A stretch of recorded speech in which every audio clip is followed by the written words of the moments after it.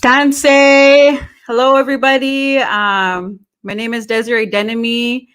I am from Papixius Cree Nation, and I am living here in the United States in Bismarck, North Dakota. Hello, Pete the Guay. Welcome, welcome. Come on in, get comfortable. If you're coming in to pop in and have a visit with me, cool.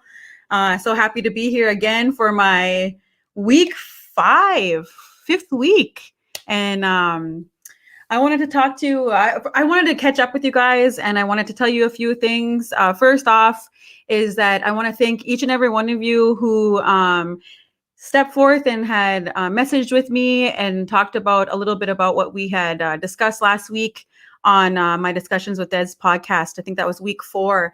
I had, I guess, I tapped into something that I wasn't really expecting to, and I rolled with it when I was on live, and we talked about sexual abuse, and I wanted to thank everyone that came and messaged me afterwards and shared their stories and felt comfortable enough.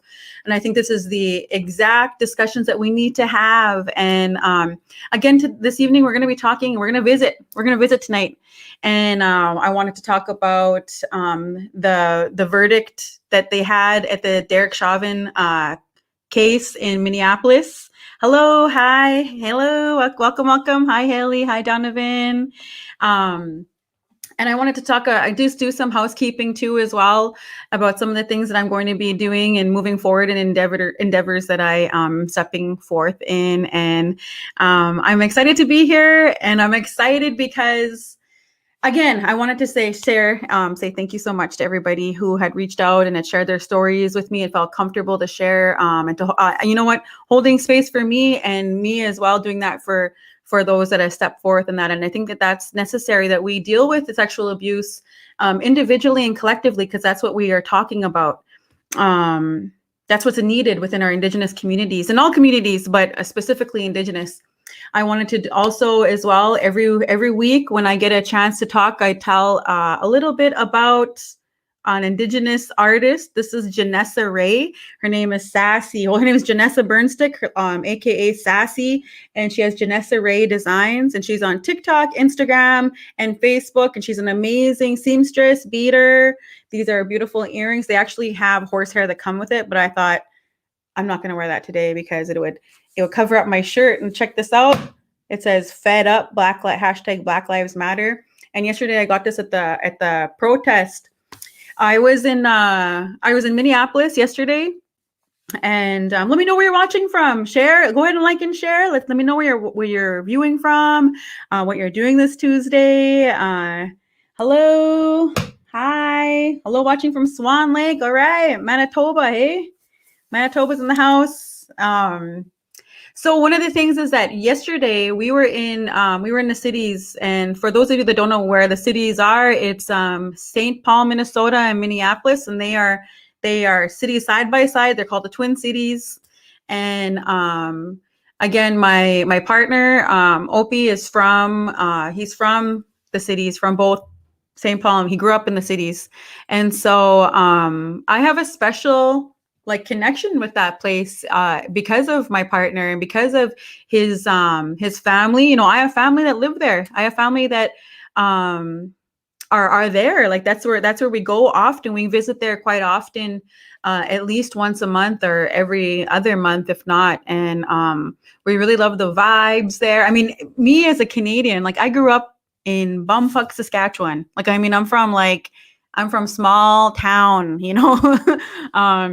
and my reserve too, we moved off the res when I was a baby, and we moved around. It's again, my dad was stationed in the RCMP, and so he was stationed outside of Beardy's and carried a kettle, and so we always grew up around there. And so I'm from Saskatchewan. I'm a prairie girl. I'm a meat and potatoes type of girl. And then so when I started to date Opie and come to the States often, and a lot of time, when I was younger, I never came to the States. I came to the States a handful of powwows, and I didn't really, I was so scared of the States because I'm like, oh my God, all the movies I watched and everything that I see in the media and everything like that, I would be like, damn, the States is freaking popping, whatever. So when I started to come over to Powell over here, and then I started dating Opie, and we go to the cities all the time. And we go, when I went to the cities prior to that, I went to Shakopee Powell like a few times before I even met Ope. And we just went to like the Mall of America and dipped, like we didn't like stick around and stuff like that. But being with OPs from the community, and so there's all sorts of places to visit. So it just take me everywhere, and we just like go and take in all the festivities and things that are going on.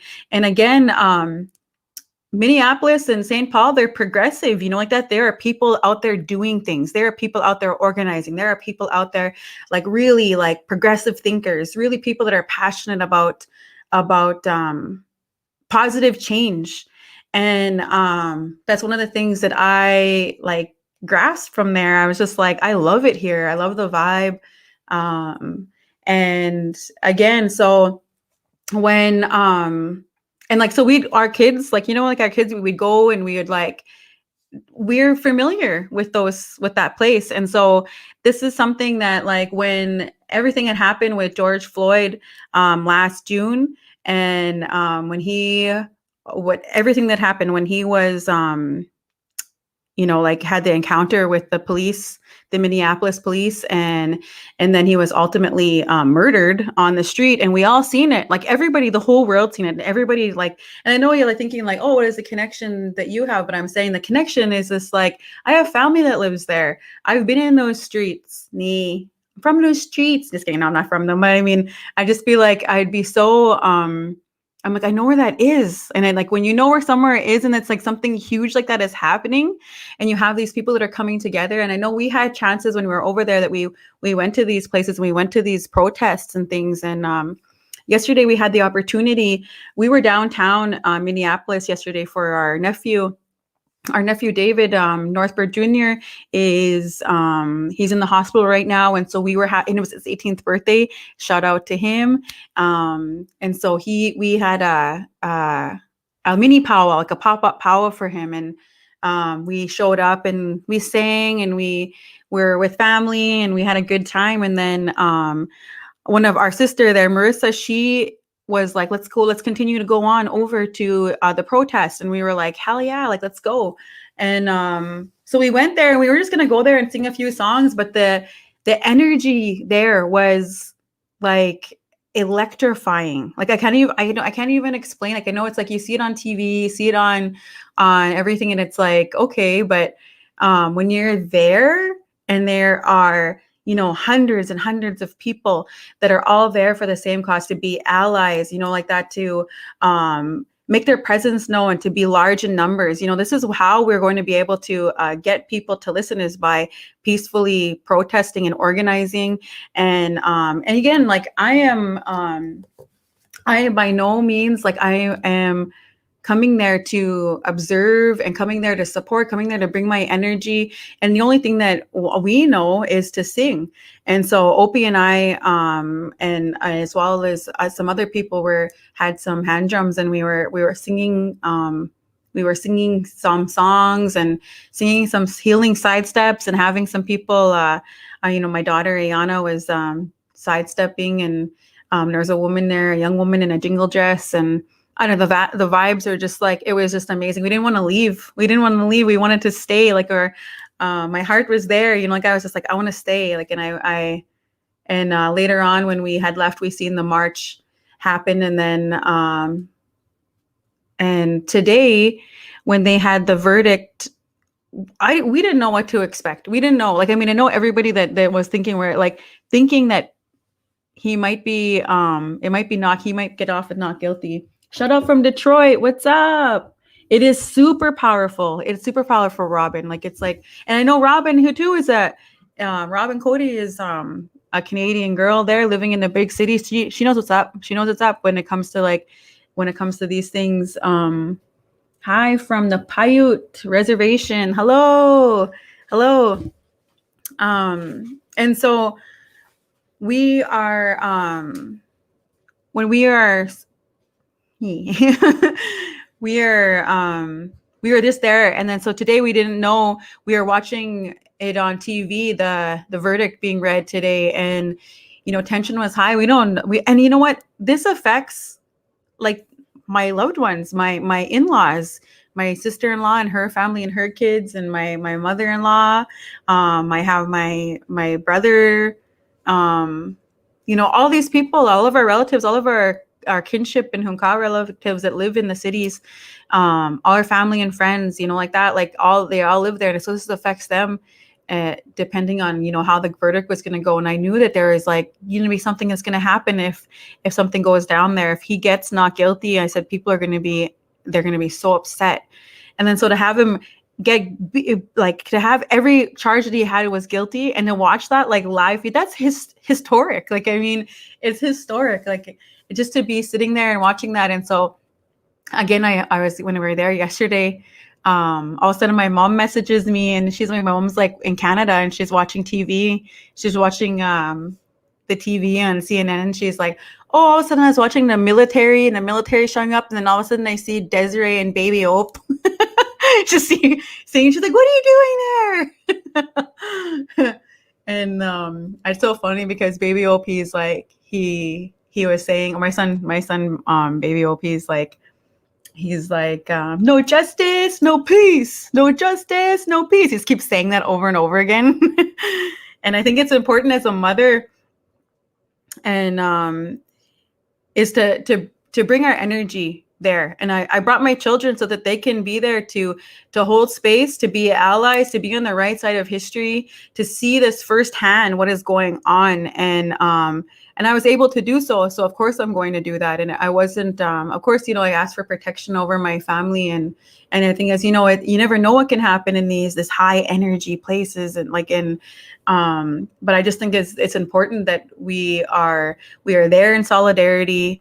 We are there to show our support. We are there to add to the numbers. We're there to add to the space. We're there to give our good thoughts, our good feelings, our good prayers. And that's what we went there for. And then today I'm back in Bismarck, and that's where I live, is in Bismarck. And it's a red state. It's 90% Trump supporting state. And I mean, not like that's relevant, but when when someone's a Trump supporter, that's actually like the hidden meaning is a lot of time it's blatant racism. And so a lot of so we have so there was just a few of us, literally.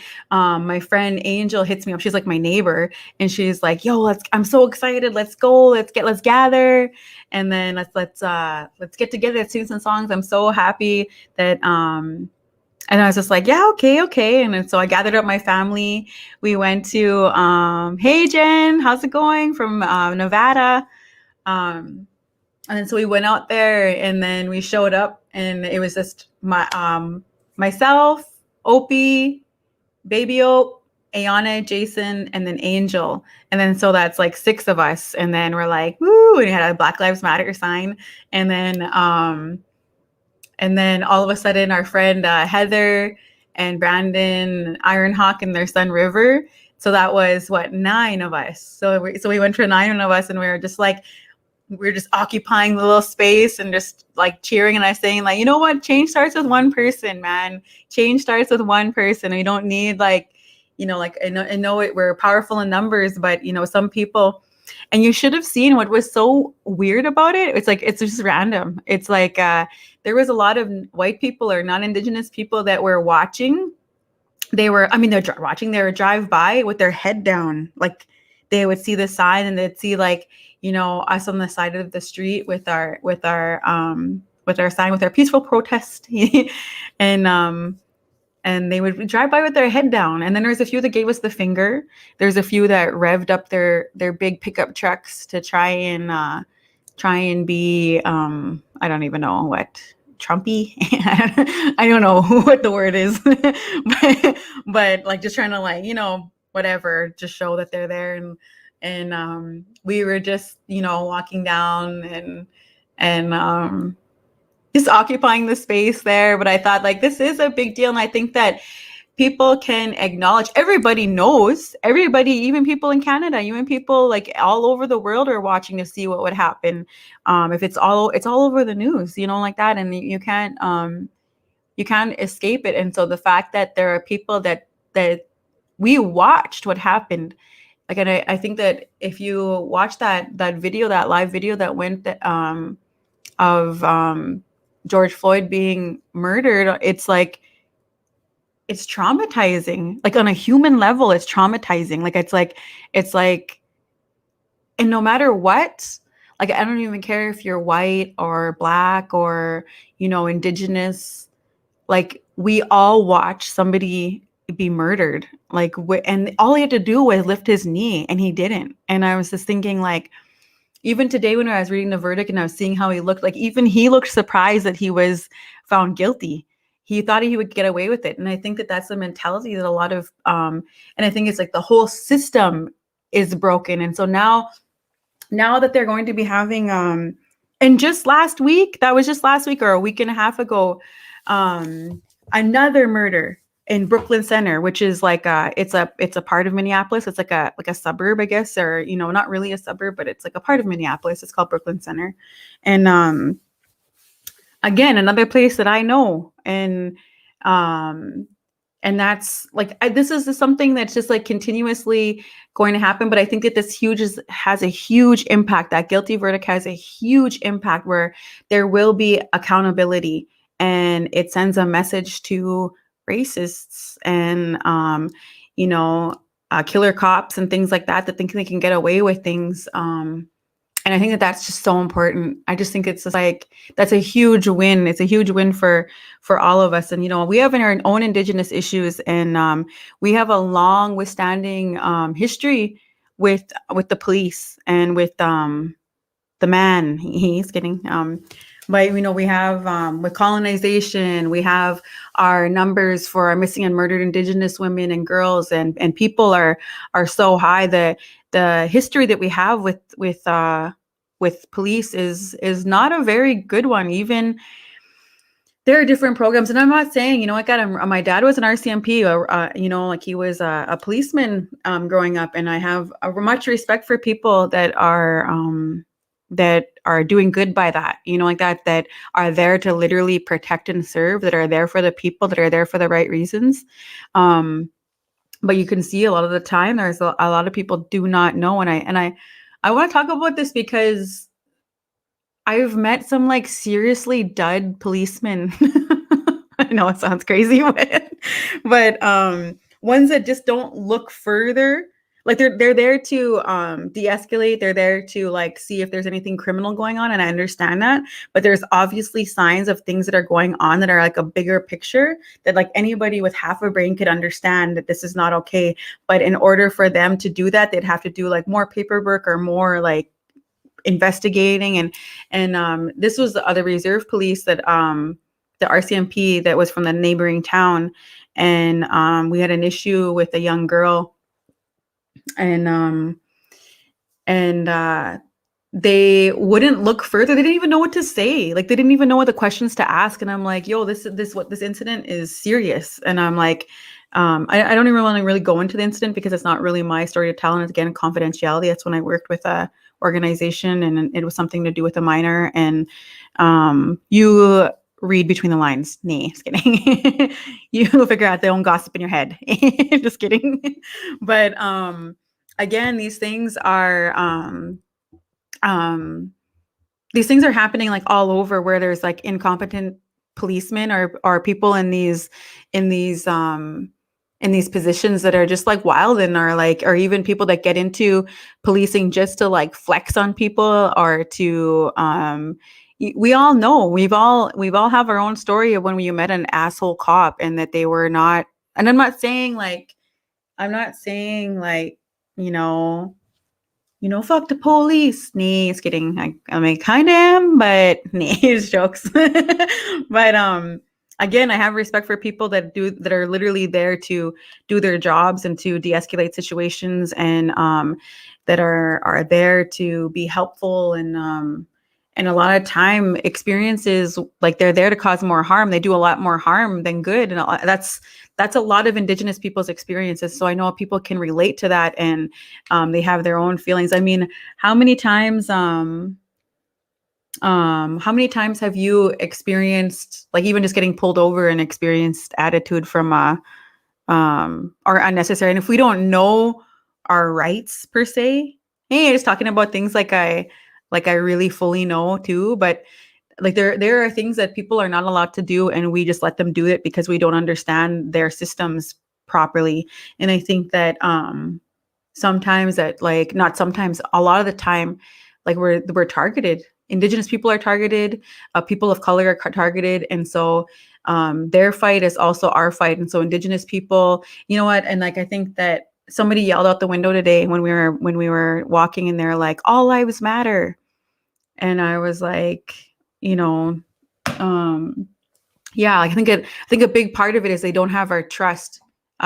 Policemen, and they don't have our trust because they've broken it so many times. We have such a rich history, and not rich, like a kind of a fucked up history with the police. If you think about even um in Saskatoon, you know, like that, like the Twilight, the tours there that they had with Stonechild there, Neil Stonechild, the Colton Bushi case, you know, like that, like the how this stuff happens amongst our own people in our own communities. You have countless stories going on, even like locally here in just outside of Standing Rock, and even what happened with No Dapple, that kind of stuff is that's just this is the stuff that, like, it does affect us. And so for us to show up in numbers and everything, and to hold space, to stand in solidarity is important. And so again, I wanted to talk a little bit about some different things to, like, I think I'm going to I had talked with one of the Seven Stars Media, um the people that had started Seven Stars Media, and he was suggesting that I get on and he was suggesting that I get on to my own page, so that I'll be able to go live whenever I want to, or come on with my podcast, not just on Tuesdays. I mean, of course, I could continue going on Tuesdays, like for real, for sure. And then just like the commitment that I've been having towards this podcast. And I also wanted to do something at powwows. I've always had I wanted to create some like short form documentaries, but like not really, but through the lens of like powwows. And I know we've always seen kind of like powwows. Again, I'm switching pace here, but I know we've always seen like videos of powwows, but a lot of time it's not through an Indigenous lens. And you don't really see like the behind the scenes. I often think, like, man, if you were to watch a powwow on like a reality show with the, like, you know, with powwow people, and like seeing, like, I mean, there's so much material there.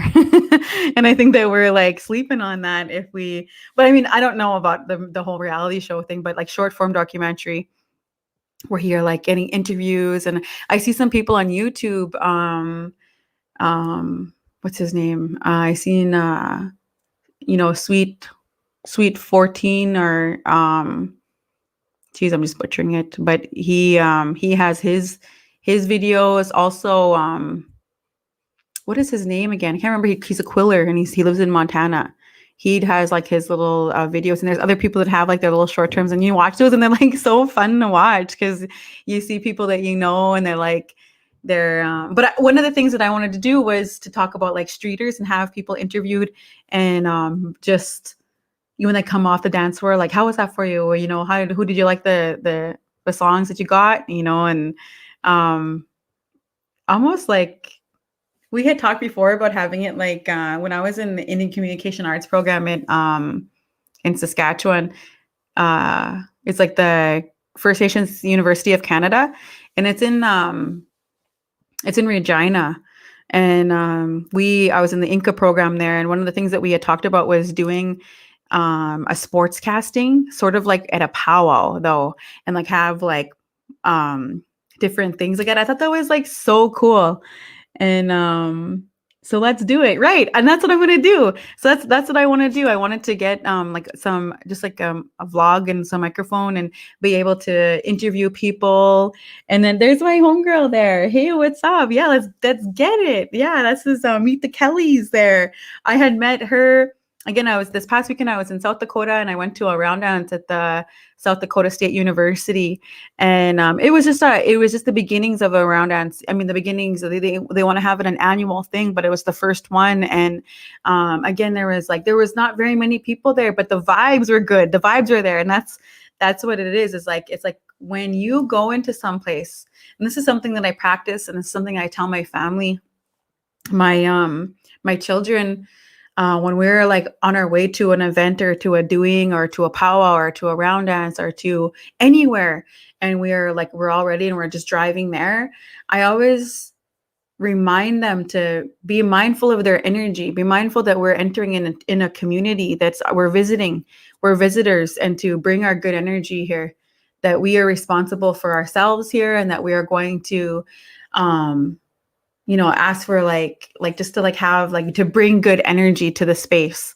And then so when you're mindful like that, and again, when I'm talking to this about my children, so that they're aware that when they go places that they're bringing their good energy and that they are responsible for that, and that again, because things can be like you can wait for people. Again, an example is that there was just a few of us that were there at our little peaceful protest today, or we were there in celebration and in solidarity. But if there was only a few of us, but we had so much fun.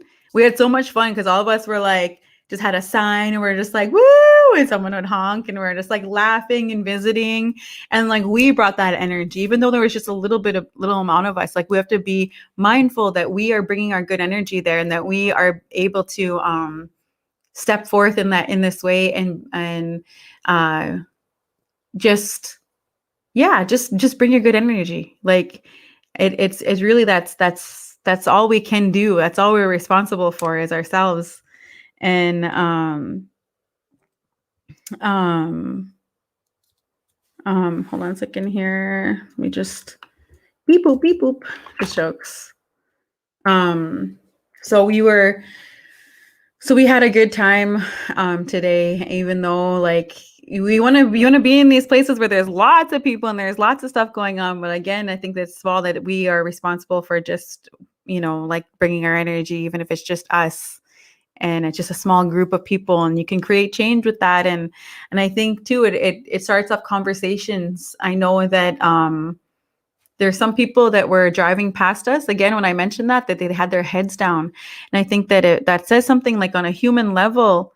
And on a human level, like that if you have your head down and you see something, that if like seeing a sign that says Black Lives Matter, to see Indigenous people or whatever keeps your head down, that says so much about that person. Like it's just like, wow, like really on a human level, that's kind of like, ugh, that's flat Pepsi vibes. And yeah, so I just wanted to share. I looked at my cool shirt that we were given yesterday. It's cool, hey. Um, Again, let me know where you're watching from. I came a little bit unorthodox here today. I wasn't really planning. I didn't really promote. I didn't really do anything. I just came. I thought, I have Tuesdays discussions with Des. That's a commitment that I made when I agreed to be on Seven Stars. This is a commitment that I decided to do, and so I'm going to continue doing that, rain or shine, if I want to or not. Like, sometimes I'm just like, nah, like, and again, when I go live, it's just like, sometimes it feels when I'm going live, when I'm just going live, like that, just like, oh, go live on my phone, I feel like less intimidated, like, or just to be myself or whatever. And then when I'm doing the podcast, I have like this more responsibility to be like somehow like a newscaster. I'm Desert Enemy. And I feel as if just because of this platform, that the streaming yard that we're on here is so different, and it's kind of like legit. And when I'm going live, I'm not in the in the plains here in front of on this desk. the moon is starting to rise, sun's going down. I often think about like there's like a deadly peyote music coming from my teepee here. No, I just think that flat Pepsi vibes. Yeah, no, like flat cola. Nah. Flat no name cola. Just syrupy. Doesn't even have any. I want to just have it lighter. Yeah, so again, I just wanted to come and visit with you guys, and I didn't really have like a set idea. I know I wanted to talk about the guilty verdict that I wanted to talk about a little bit about last week. I wanted to talk about doing my own page, so I'll be able to go live and do these powwow interviews, and just kind of get some like the ambience. Like there's so much really good energy at these round dances and powwows, but oftentimes they're kind of like we don't know, and especially for non-Indigenous people that aren't in those circles. And one of the things is that on TikTok, I see a lot of people that are like, am I allowed to go to one of these round dances or one of these powwows? Am I allowed to go like a non-Indigenous person? And I'm like, yeah, you are. Like there's lots of people that that's not just for Indigenous people. And I think that these doings and these events are open to the public. And I think that oftentimes people I don't know because they're mixing the social events with ceremony. And those aren't the same thing. There are elements of ceremony that are in powwows and round dances. There's elements of spirituality. There's spirituality in everything that an Indigenous person does. I mean, it's just a way of life. but when they talk about, some people are like, am I allowed to go to these? Or do you have to be invited and stuff like that? And I'm like, no, you don't have to be invited. But I'm just thinking like if there's content out there that shows like how much fun it is, how casual, like, and just have like these different, even like I think like this is feels like since he's not fully Indigenous, he's not always welcomed, especially with his camera. Oh wow. So Letitia, I know sometimes my husband feels like since he's not fully Indigenous, he's not always welcome, especially with his camera. But I just tell him, you just got to go. And see, that's another thing, like, and he is authentically capturing like the event, and it's through his lens and it's through your guys's together. And I mean, as an Indigenous woman, you're able to say like what's appropriate and what's not appropriate either. And if he did happen to capture something, which a lot, you're not going to really come into a lot of, there's songs that we don't record, and usually the announcer will acknowledge that and let you know that you're not to record, or to put your to stand up, or like whatever, those are indications to put your and I'm sure like he obviously is a just he respectfully being able to like just put his camera down. He knows that. And I think that's important too. But I mean, there are certain things that there's so much fun there. Like, I mean, sometimes earlier when I was like, we had that round dance today, this past weekend, it was at 1 o'clock to 6 o'clock, which was interesting because we never really have round dance during the day. And I think that when people are stepping forth to have these, they're starting to create and plan these events, and they're not knowing if it's going to be hit or miss, or if people are going to come or going to show up for it. And I think that if they're starting out, it's in good intention and in good ways, and that's so important. And of course, Opie was invited, so we were definitely down to go like 100%.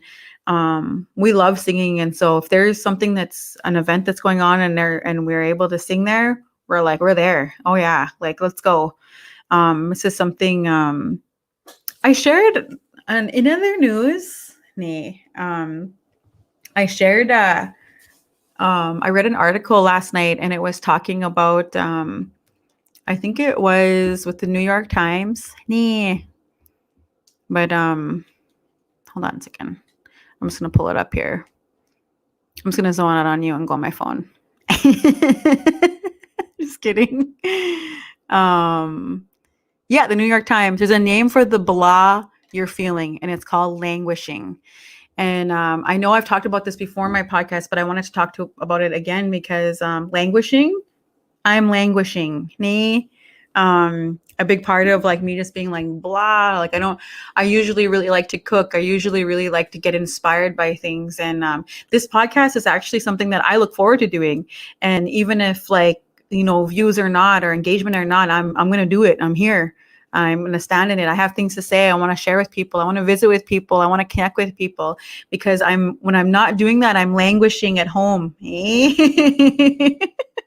But I guess languishing is just a word that they're saying. It's like, it's not depression.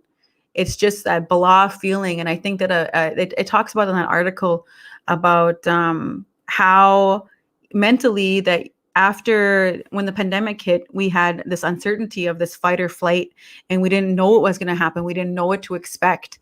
And then when we start to get a little bit more comfortable and things were getting like this was our new normal, but it still wasn't being able to do the things like that we were used to doing. And sometimes you couldn't distinguish whether you were at work or now it's time to relax because you're doing it all at home. And so that can be really challenging to do. That can be really challenging to do is to like take the work hat off and then put on the like mom hat, like that. Or if you're even going to, or dad hat, or, whatever, if you're going to be cooking supper or you're going to, and sometimes I'd be here, like literally right where I'm sitting. Of course I wouldn't have a camera here, or a green screen. I'm too dope on my Zoom calls. It's class. So imagine if I showed up my Zoom calls in my class here and I just had this deadly background. I'm like, hello. No worries. But anyways, I'd be sitting here in my Zoom class, in my Zoom meeting, and I'd just be looking beyond this camera here where I'm looking is my kitchen. And sometimes my kitchen would be full of dishes, like that, full of shit all over. And I'd just be like, oh man, I need to clean that. Oh man, I need to pick that up. Oh, I need to, this, damn, like that. So in order for me to like get started on my homework or get started on my whatever it would be, I would stop myself because I'm like, I need to do something else. Like my house needs to be clean in order for me to even think straight. And if it's not clean, then I'm only going to be focusing on that. It's so much easier to focus in on. One of the things is that the article talks about is zoning out on a Netflix series. And because when you're focused about the characters' problems, you're not focused on your problems. And I'm like, damn, I felt that because I've been binging mad shows. I've been binging mad shows on Hulu. I've been binging mad shows on Amazon Prime. I've been binging Netflix. Someone's like, oh yeah, I watched that. And I'm like, yeah, me too. And I'm like, holy, like everything. Like, I'm like, I watched all of these things. Like, I'm like, where do I find the time? Where do I find the time? And I know a lot of people can relate to that because we're in this together, even though we're at home. And I know things are different. Like, I mean, from state to state, they're literally different. And things can be getting pretty bad in Canada, like I heard. And and over here, they're sort of opening up. But I think that that's because a lot of the time vaccinations are coming to our people a lot faster. And if people are ready to gather in a safe way, I'm not saying like, you go somewhere and you start licking doorknobs or, or whatever. Like you're not, nobody does it anyway. But I mean, like nobody's really just trying to get that, what you call it? I was just talking to my sister earlier on the phone, and I was saying, we were talking about lipsticks. And I was like, I know, fuck, I can't even wear no damn lipstick all the time. I said, every time I wear a mask, I said, after I'm wearing lipstick, I'll be all like dolled up, and I take my lipstick and just look like I was making out. Just making out. I just had lipstick all over my mouth, and then in the inside of my mask, it just fucking full of makeup. And I'm like, ew. Just kidding. And but I'd just be like, damn. And then I was thinking, maybe I should just do my makeup from like here. And then I just feel like, because you see how much makeup that's in here, like my lips, and I'm like, as if me, I kind of have big lips, kind of have some big soup coolers. Just kidding. No, but I just think like some in my inside of my thing, my lips are just like you just see see where they're sitting, and there's makeup all over, like lipstick. I'm like, gross. And but we were just talking about lipsticks, and I was saying like, well, yeah, like I said, I have some of that lip stain that's really like lip stain. I don't know if the females out there what kind of a ratio that we have makeup, not even just females, but anyone that wears makeup, that like the kind that's what's it called now, like it's not dry lips, but that too. But like the liquid lip there. Oh, you love your Nicole, my cousin Nicole here. I actually was wearing look at this. This is the Daybird Beauty. She has her masks out. Nee, I look like a Mortal Kombat. And these are the masks here. I know. I want to show you the inside of it. Geez, I'm embarrassed. You're like, holy. Hello, Tansei Dan. Dan with the social distance powwow. You know what? I am proud to say that there was probably like 100 people, maybe like 129 people or something, that when I joined the social distance powwow, there wasn't very many people on that page, and I was just like, oh yeah, okay, social distance powwow, I'm here for it. And I like added it. There wasn't very many people, and then over the weeks I just watch it grow and grow and grow, and I'm like, this is amazing. I'm totally here for it. I love it. And so I often utilize an OG, a social distance powwow OG. Yeah. Hey, just kidding. Again, Dan Simmons there in my comments, an amazing deadly crafter, earring maker. He makes the shell earrings and like the authentic pink conch, purple, and he dives through them. And I believe he told me one time, he told me this a long time ago, and correct me if I'm wrong, Dan, but that you have there. He had told me, I believe, that he has the right to do so. He was taught by his either his dad or his grandpa how to do that, and he would like dive for them, and then dive for them like in the places where they dive for them. I don't even know. Like, I'm not even pretending to know, but like the ocean, yeah, lake. Just kidding. No, but they dive for them, and then I think that they're poison when you're dealing with them or like cutting them out and things like that. And so it's like a art, and it's he has the right to do. Correct me if I'm wrong. If I'm just bullshitting here. Yeah, so yeah, his earrings are amazing. Like literally, I have a pair. I bought like the big conches. Like I love them. They're heavy and they're nice and bright and pink. And I love them so much. And so if you like earrings and you want to get authentic ones that are handcrafted, get from Dan Simmons there. He's also the originator of the social distance powwow. The northeastern relatives. All right, so I was correct. Okay. He literally told me that I think it was like Black Hills Powwow 2015, maybe 2014. He told me that long ass time ago, but I remembered it because I was like looking at I just remember being like, damn, these conches are dope. And we dig for them right on the coast. All right. I'm actually pretty proud of myself. My elephant memory. Good memory. I'm really proud of that.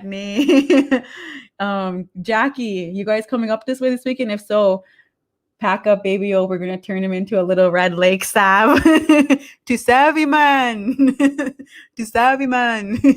He watches that video.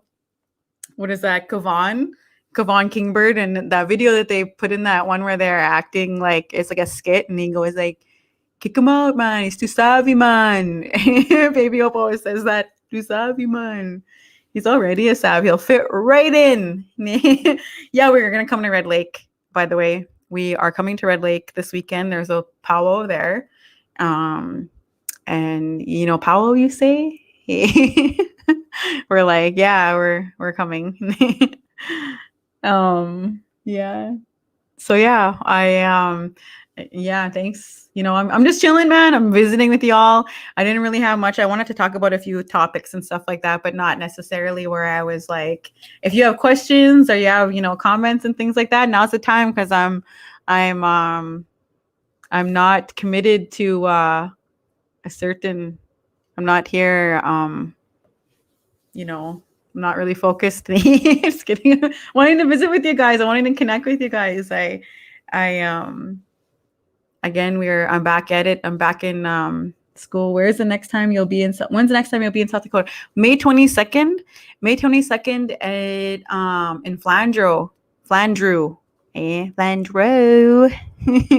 There's a round dance May 22nd in Flandreau at the, let's see, where is it now? I think it's an outdoors round dance, and I think they're having it where they had it earlier. Where you were, remember? Where I first met you, or when I first seen you, those Powell grounds. May 22nd, they're having a round dance at the Powell grounds in Flandreau, I believe. And but you know what? Thanks for reminding me, because I can shout that out if anybody is interested in going to a round dance. They're having one at Flandreau at the Powell grounds on May 22nd. And yeah, I'll take you if there's a poster. I mean, they're coming out with a poster. I know that Opie's a stick man, and the poster, that's not, I mean, it's confirmed, but I mean, it's not, there's no poster that's saying that yet, but I mean, he got asked to be stick man there. So we're definitely going to be in attendance. And I know that there's going to be like a really dope hand drum contest that's going to be announced on that poster as well. So if you are into round dancing the night away, May 22nd, Flandreau in South Dakota, there is another round dance coming up here. And again, this weekend is Red Lake. You know what, Opie and I and our family, like we're taking precautions when we're going traveling. Like, we stayed home for so long, and we're traveling. We're a traveling family. We are down to go and to go places. And I think that's like, I really love that about my children are really good travelers. And you just say, like, I mean, even for baby Opie's 3, and he's like, Powell, okay. And he'll be just, he's so gung-ho to go. So he's just like, good. So will you be doing interviews by then? By May 22nd? You know what? I'll set a goal for that. I think I will. I actually wanted to do some in Red Lake this weekend, but without the equipment.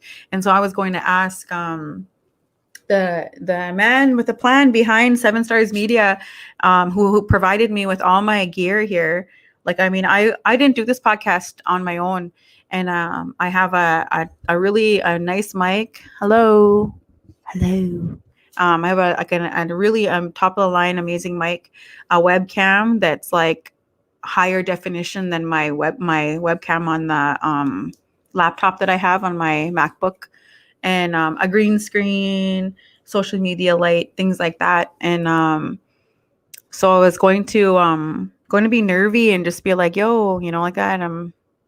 I need some. I need a GoPro. It's a helmet. It's a helmet with a GoPro on it. It's like in dancing. Dancing into travels on that GoPro, showing my steps. Just jokes. Just backup singing with a helmet and the no worries, just kidding. But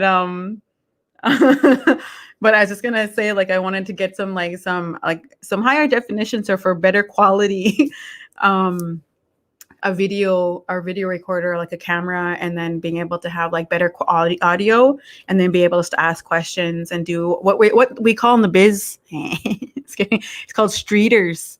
And what streeters are is, that you ever see like a news, like some sort of media outlet that are asking questions, and then they'll have a few questions that they ask the public, and then the public have a chance to answer, and that's called a streeter.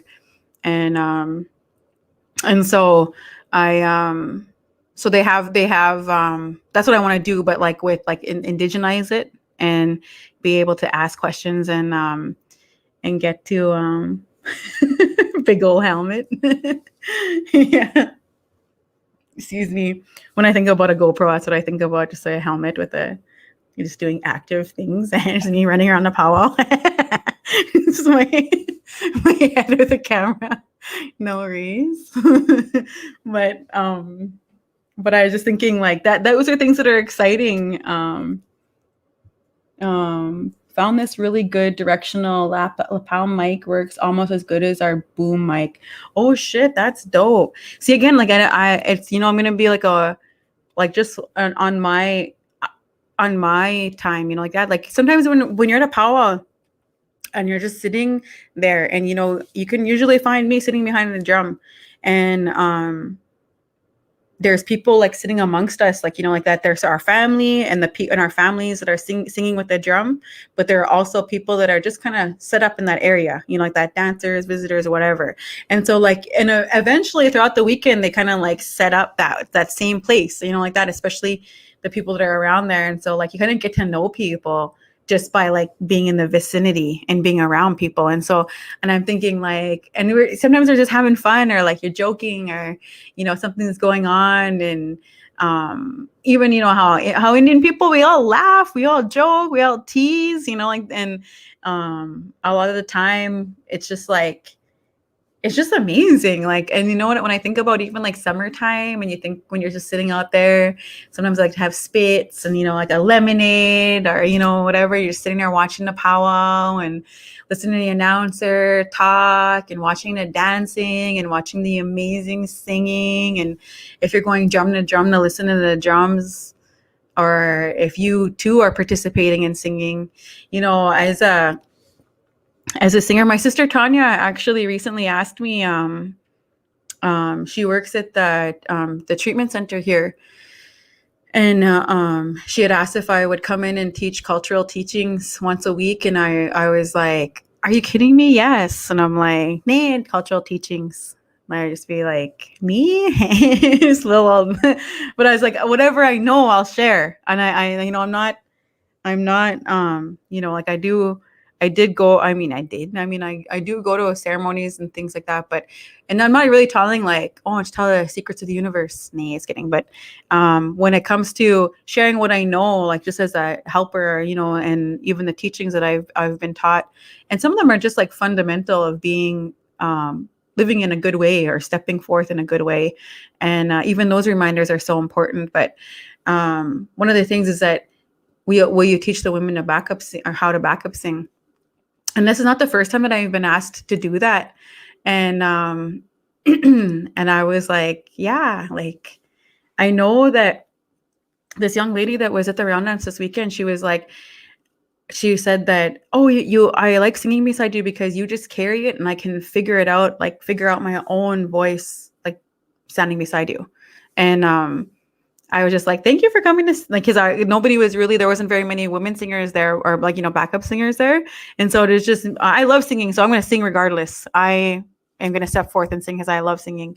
If there's just me and Opie, I'll sing. And if it's me and someone, like if I want to sing, so I'm going to sing. And, but I was happy that, these young women are coming forth and standing beside me, and then together we can sing together, because that brings the vibe like up 100%. Like you get, when you ever just listen to a powwow song, and then you have like, maybe it's like not non-contesting or whatever like that, and there someone's singing the deadly intertribal, or like, and then some people know it, or they sing a classic, and then some people, and all of a sudden you have women come around, and these weechogs that come together to start to sing that, and then they start like carrying the drum. That's amazing. Like it's just like the, like, ooh, you're just gonna get like chicken skin. That's like my favorite. It's like literally my favorite. And when women come together, when our people come together, period, when they come together and sing like that, that's like, it's so powerful. And I just want to encourage people that there is room for everybody to succeed. And I know I keep saying this over and over again, but one of the things is that I want it to be completely transparent to the few people that are watching with me. I appreciate you staying with me and holding space for me and spending some time to visit. And one of the things is that my friend there, he was telling me you should make a page of your own and then go live and go do your podcast whenever you want. And anything's going on, just pop in and say hi. It doesn't have to be like on Tuesdays, just Tuesdays. He's like, I think that you can continue to do this. And he was really believing me and speaking kind words over me. And I'm just like, whoa, whoa, whoa, whoa, whoa, whoa, whoa, like, what? And I'm like, I felt like almost like, are you dumping me? Is 7 Stars dumping me? Just kidding. No, he was saying, I think that you could be doing this more. He said, continuing to do this. And I was right away, I started having doubts on myself and being like, like no one's going to watch, or like, shit, no one, like, I just started thinking like this, like stinking thinking. And so I just thought like, after talking with my go-to people, I was talking to my sister earlier and she was saying like, I believe in you. And I think that we could do that, like that. Like we could, like what you're doing is like, you could be doing all those things that you want to do and you won't have to like worry about other people's time slots. You'll be able to go live when you and your family are singing, or when you guys are at a round dance, or you guys are at a powwow, you can go live and share whatever it is that you're doing, all your interests, and like even like memes and things that stick out to you. You don't have to continuously be mindful. I'm like, yeah, it's like basically like my Facebook, but like a Facebook page. But yeah, let's see here. I am the teen girls coordinator for our boys and girls club here, and we've been looking for someone to come to talk to our girls. Might have a proposition for you. Oh, all right. Red Lake ladies. The Red Lake songbirds. And I think that a big part of that is like why we stop ourselves. Again, this is what I'm talking about. It's the same thing with singing, is confidence. A big part of why people step away from it is confidence. A big part of why they don't feel like they belong is confidence. And so this is when I'm saying that to other people, there's room there for you. If you have the desire to sing, if you have the desire to step forth, to dance, or to reach your gifts, and you're scared, and you don't feel confident, or you're not feeling these, you're having these doubts within yourselves, or you're sabotaging yourself, or, whatever it is, a big part of what's stopping you is to step into that confidence and that self-worth. And again, I've talked about this as a theme that I keep continuously talk about when we're doing work on ourselves, when we're tapping into like our traumas and being aware of our emotions and our thoughts and our spirits and our minds, everything that's like interconnected. When we start to really tap into that and we start to see what's really going on, it starts to, you start to fill your own cup up with love, and instead of doubt and all those other things that are going to stop you from being great or doing great things.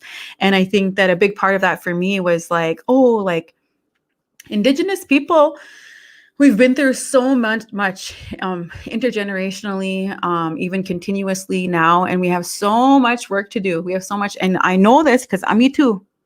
I have so much work to do.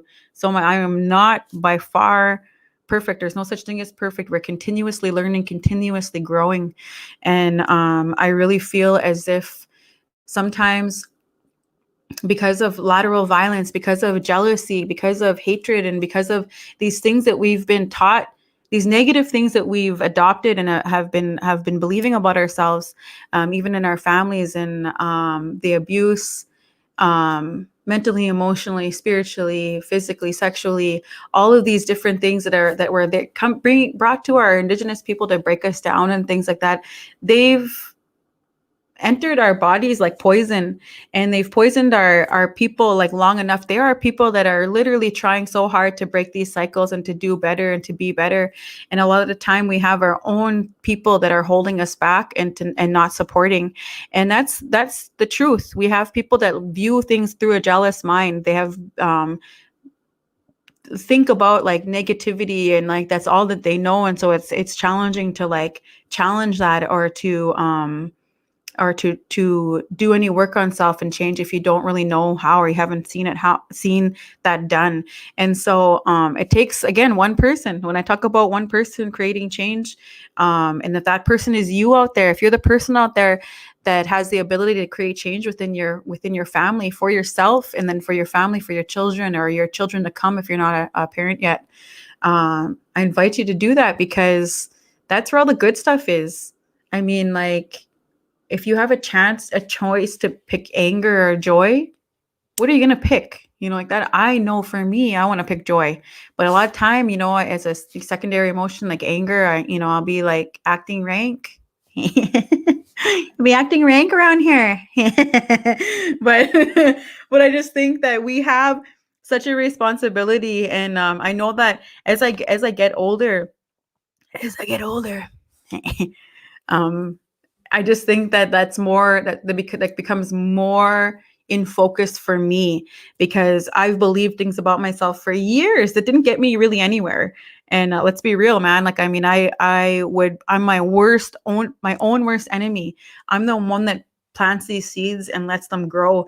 And whether or not they're stink plants, just kidding, like gross plants, just kidding. No, like, I mean, whether it is like my badass analogy, but like whether it is that you're going to allow these things to grow, you have the choice to water it and to put all of that energy into it. And if it's going to be a cactus or a flower, it's going to no shade to cactuses, but every rose has its thorn. Just kidding. No reason. Every road. Just jokes.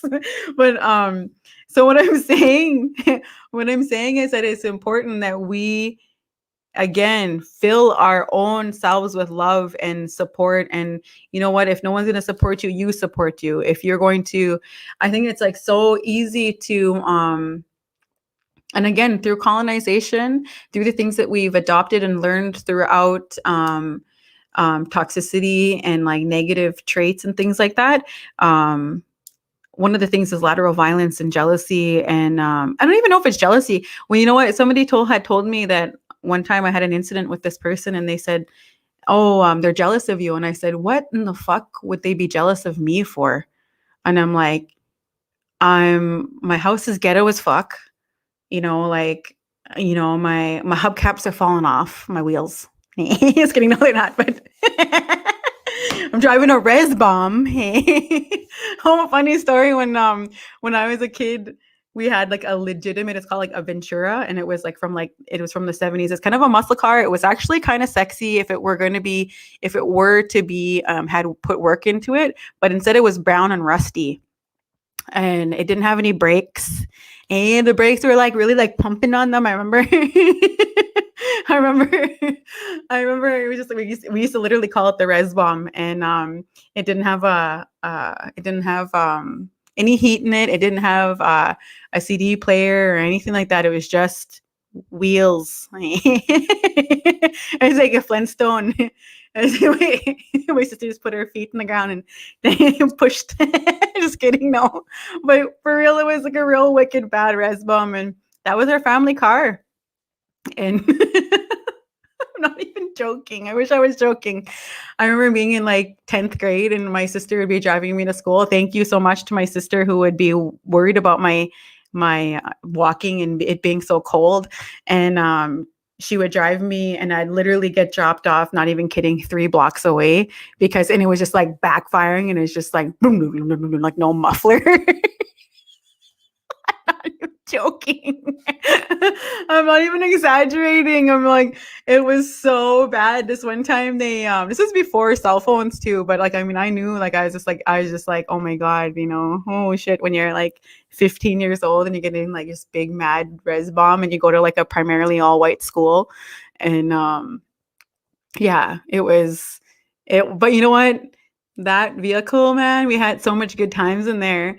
And it's funny because one time my mom and my sister, they were driving in like where there's like a main thing there, and then the brakes went, and so they just had to like coast.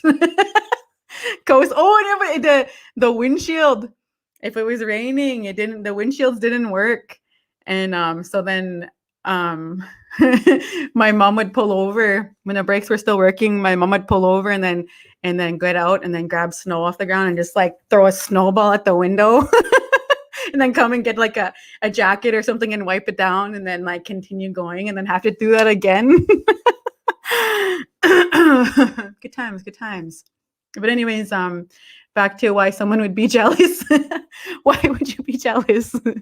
We're struggling here. um, a lot of the time, like that's a reality. Like you're just like, living humbly, living a humble life and still can't get ahead. And it's funny, but it's really, like you never know what people are struggling with or what they're going through. And I don't even just mean financially, because we all been there time or two, like and I think yeah, like it's just like we there's nothing really to be jealous of. If we can get over ourselves, like literally get over ourselves, like, and just be like, and okay, so I talk about this in my first podcast, my first or second podcast, and I wanted to remind people about it because you can learn a lot about jealousy. And when I learned this tool, it was profound to me because jealousy is it's human to feel jealous. If you're not like a fucking monster if you're feeling jealous, but if you feel envy, if you feel jealousy coming up and creeping up on you, ask yourself, what is it about this person or thing that you're jealous of that you want? And because that would be an indication of your own goals. Like if you're like, oh, fucking bitch, nah, that fucking bitch there, nah, no worries. Doesn't even sound like just no, I can't even think of a good example.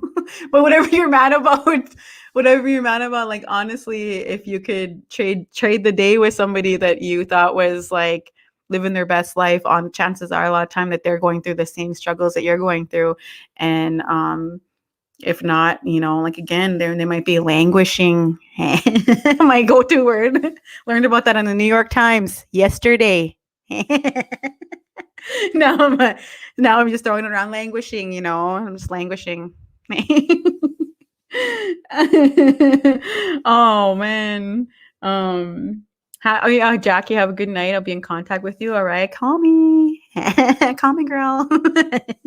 Backup singing. Dumb. Backup singing lessons. Call me. But my cousin Nicole there, I love your energy.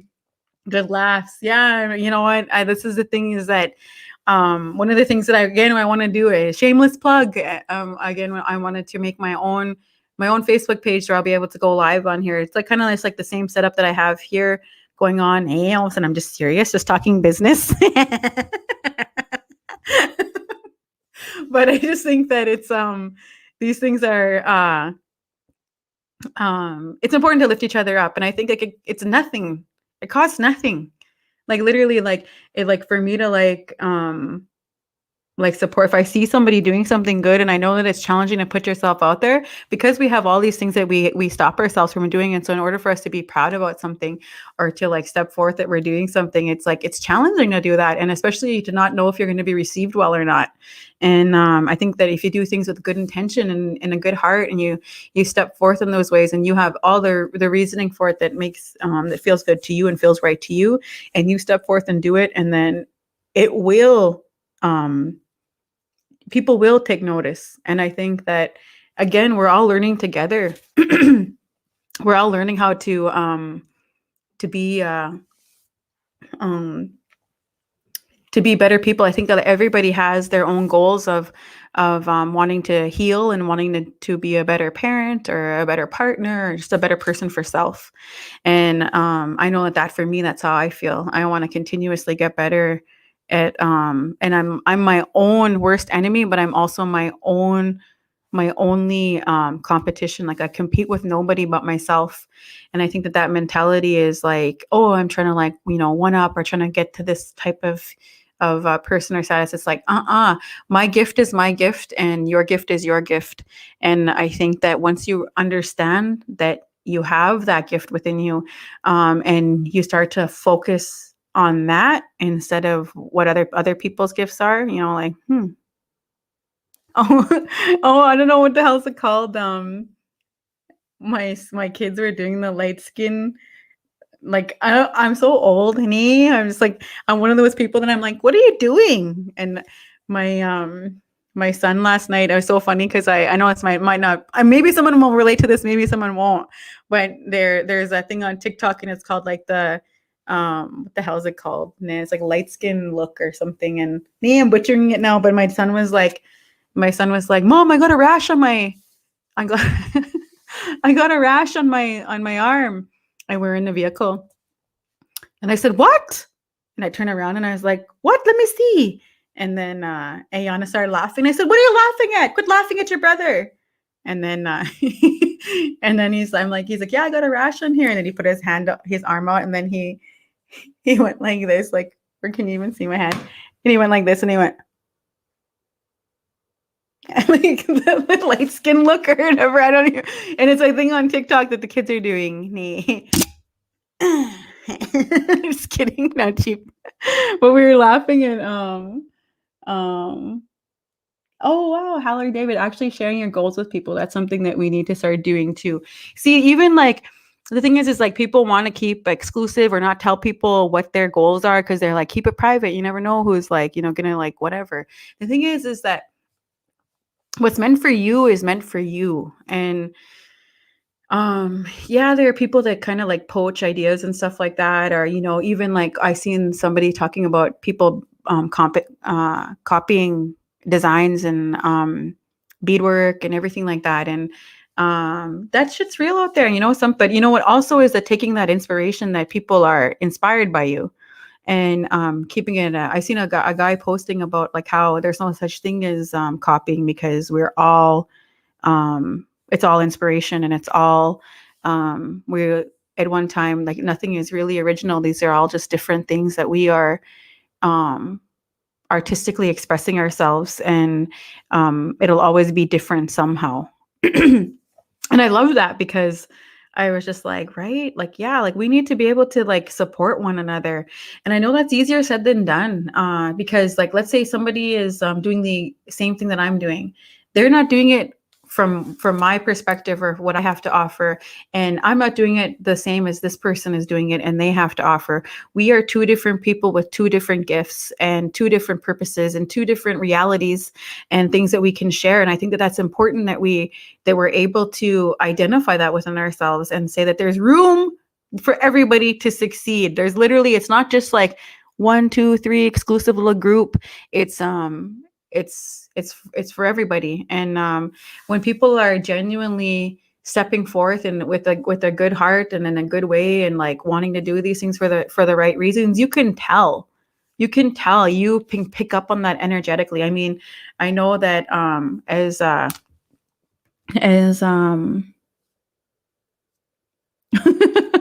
oh my my sister said talk about the time when, okay, I'll tell a story here, and whoever's with me, I have a few people on here with me. Thank you for tuning in and chilling with me. But I was going to talk about the time um my friend and I, it was like Black Hills Powwow. And this was years ago. And this is before I lived in the States. This is before I met Ope. This is before way a long time ago. And she was like, "Oh, there's Black Hills Powwow coming up in October." And we were just at home and like shit, me and her just broke. We were broke as fuck. We didn't have like no money. And I remember she were just like, we just had an idea. Let's go to Black Hills Powwow. Let's go Black Hills Powwow.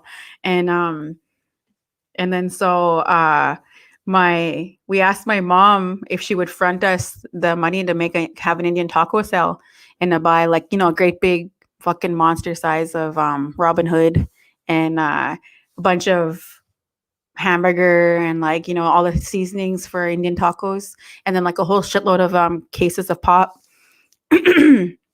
And I said, like, I'll make the fry bread, and we'll make a bunch of Indian tacos, like just continuously to order, and then we'll deliver them in Saskatoon.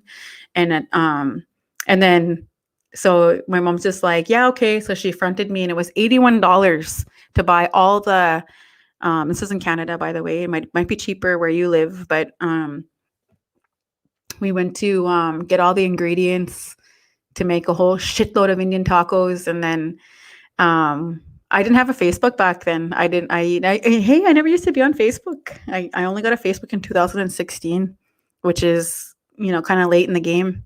But anyways, I didn't have a Facebook back then. So she put it on her Facebook, and she put it on the Saskatoon buy and sell page that, Indian taco sale and everything. And so here we were just chefing up here and making our fry bread, making our things, and we're starting to get orders coming in. And then we're just going around different places and dropping off our Indian taco orders.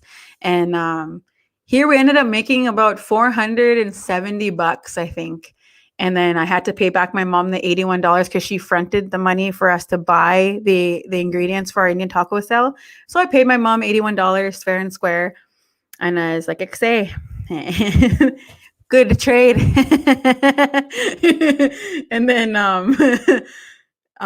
so we had like just a little over, not just a little under $400 Canadian, by the way. In when if you know the Canadian currency, how much it changes from CAD to USD, it's like cuts in half, basically. That's how the dollar is. It just cuts in half, basically.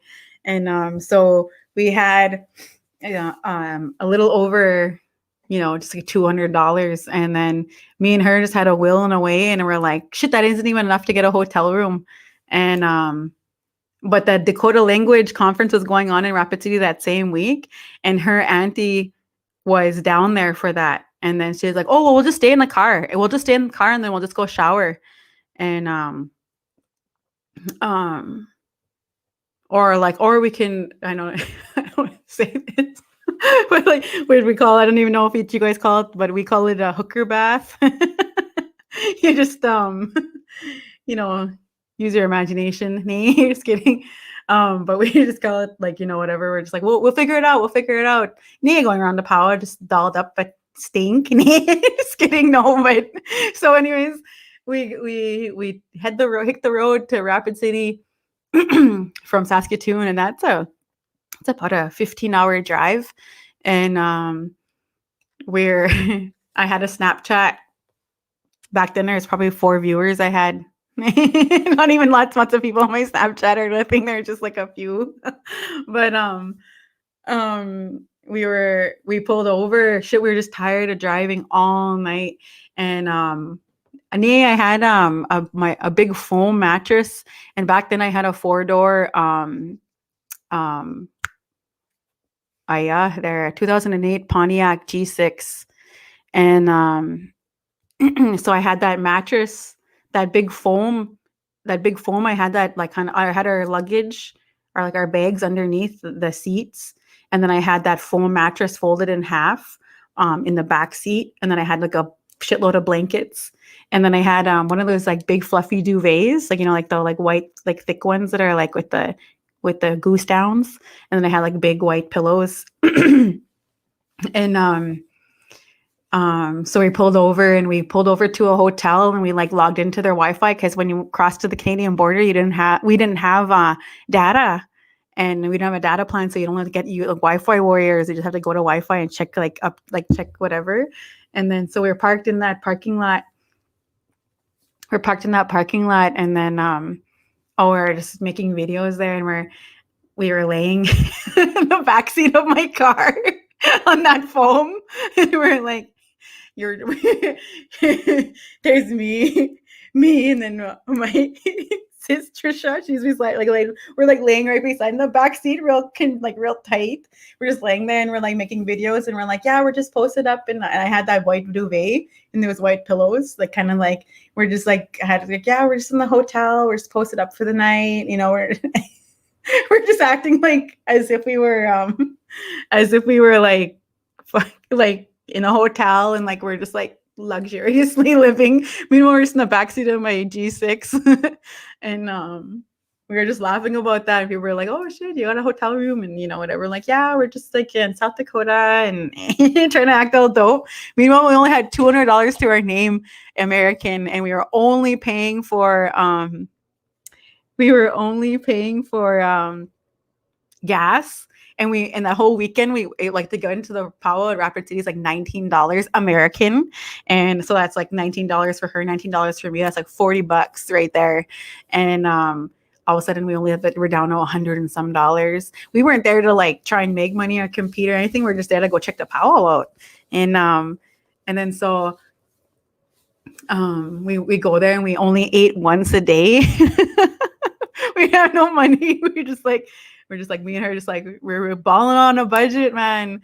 But we were just making good memories here. Sure enough, we showed up at her auntie's house. She was staying at the Ramkota in Rapid City, and I was like, we showed up there and she's like, "Hey, auntie, can I come? We can meet and Des, come shower in your room." And she's like, "Yeah, sure." And so we showed up, and all of a sudden she's like, "Where are you guys staying?" And we're like, "Oh, we're not staying anywhere. We just want to have a shower. We have a bed." We're just real humble girls. And then she's like, "Just stay here." And we're like, "Oh, really?" We're like, "Oh, thank you." And then right away she looked at me and then I looked at her and we're like, "Yeah." All right. We got a room. Yeah, and then so we stayed there and then we enjoyed the Powwow all weekend and then yeah, but we see where, I always thought that you needed so much money to travel and you do, I guess, like you do kind of, but I mean, like you can make it happen. And I know that there's probably people have stories where they freaking road warriors just made it happen somehow. And oh shit, I remember one time when we were young, we were into a Powwow in Billings and shit, the van that we had was just like breaking down and that song, Lean Back. Remember that song, Lean Back, Lean Back? We're all like, all of us were in that car and that song came on the radio. And in Canada, that songs like that don't come on the radio, or they don't ever used to anyway. And so when they came on the radio, we're like, "Oh shit, Lean Back's on the radio. That's what's up."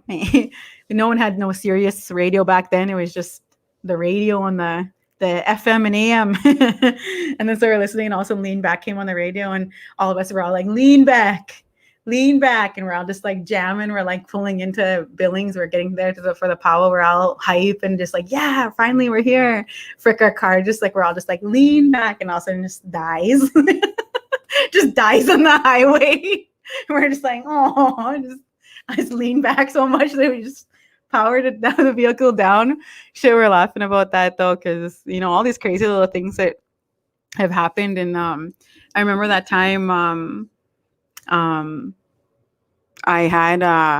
had money and nobody had money when we were coming home, but I had money, and then I ended up buying a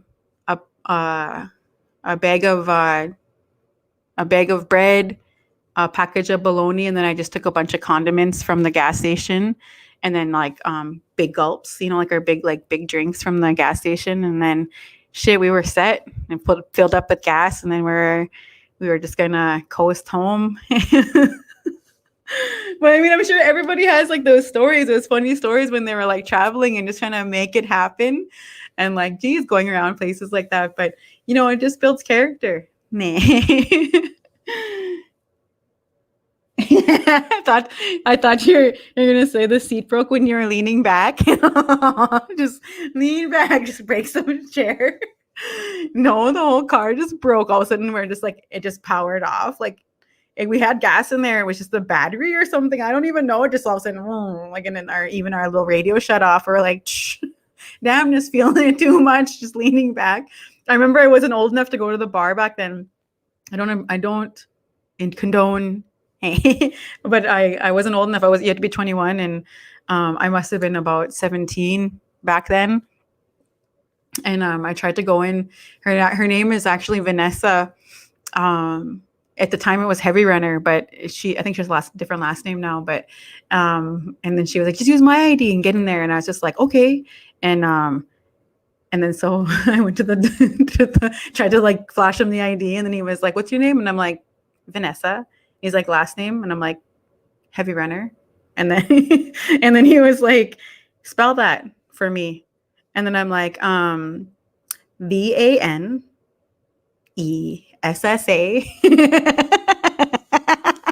And I'm like, heavy runner, the way it sounds. He was like, no, you're not this person. And I'm like, yeah, I am. And then he's like, go. He's like, get out of here. Everybody else got in, and even other people that were underage, I didn't get in. And so I just sat outside the bar by myself. And this is before people had cell phones. This was like, I didn't have a cell phone when I was 17. I probably was in my 20s, like my mid 20s, before I got a cell phone.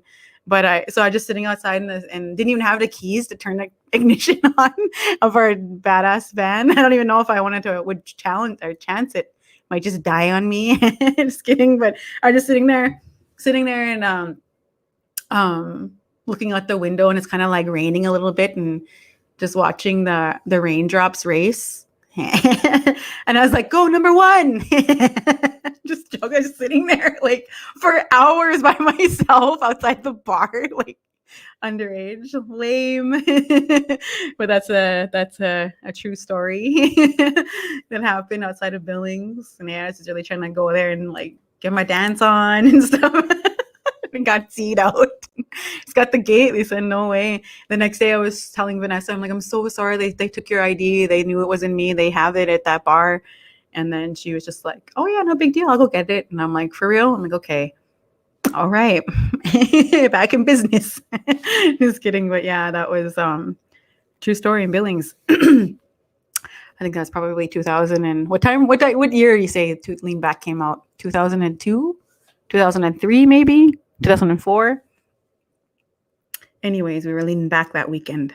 Nah, just jokes. But yeah, again, I'm going here. I miss going for it. And so the thing is that when I start telling stories or visiting and stuff like that, I just want to roll with it, And I think, again, just to reiterate what I had said earlier, is that I'm going to be getting a page, and then doing my videos, my discussion with Des videos from my page, and then I'll do it from 7 Stars Media as well, but also my page, and then my Facebook as well. And again, you can find us on 7 Stars YouTube, and going to be streaming this to my YouTube.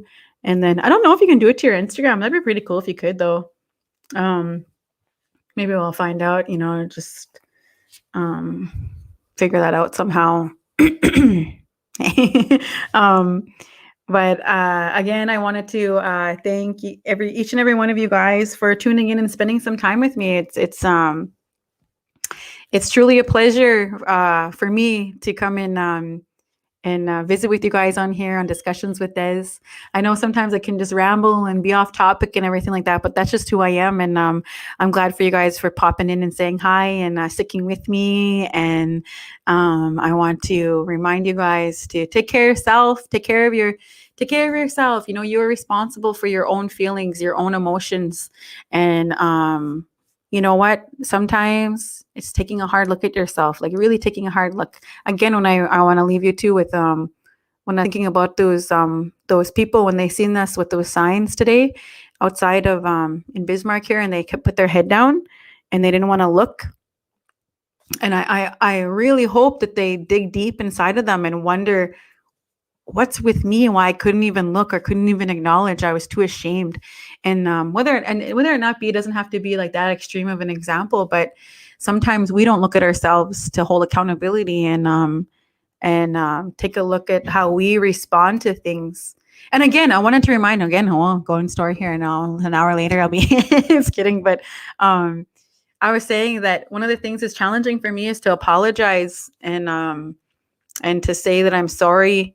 It's actually not that challenging for me, but when it comes to my kids, like my kids really hold me accountable, my older two, and even my baby. And if I'm acting out of pocket or I'm acting some type of way, my kids will call me on it. And then I'm like, no, like that. I'm the mom. And I'll be like acting somehow. And even I know it doesn't feel right in my gut here. I'm like, that doesn't feel good. That doesn't feel good. That doesn't feel good. But I'm still trying to like, like, and everything. But taking accountability and being able to say, I'm sorry. I'm sorry, like that. I have to, I need to check in with myself, and I'm sorry for acting that way with my family, because it's my family is the one that the ones that get the brunt of things, right? Whether it be your partner, your spouse, your children, or whatever your family dynamic looks like. Or if you're living at home with your if you're with your parent, and they're the ones that are doing that, and you're like, whoa, I could really see the behavior here, and it's not okay. So I mean, take a hard look at yourself. I'm reminding people to take a hard look at yourself, take accountability, take responsibility for your own feelings, your own emotion. And it's okay to say you're sorry. To say you're sorry is to feel sorrow. So if you're feeling uncomfortable, or you're feeling some type of way, to go ahead and speak it, go ahead and acknowledge it, and to let go of it, forgive yourself, and to practice saying you're sorry. Accountability. This is just to learn new things, and we are all learning. We're all humbly coming here, and to do the best we can, and so really do the best you can. And I'm reminding you, and I'm saying that to you, but I'm also reminding myself, because I'm not exempt from learning new things, and holding myself accountable.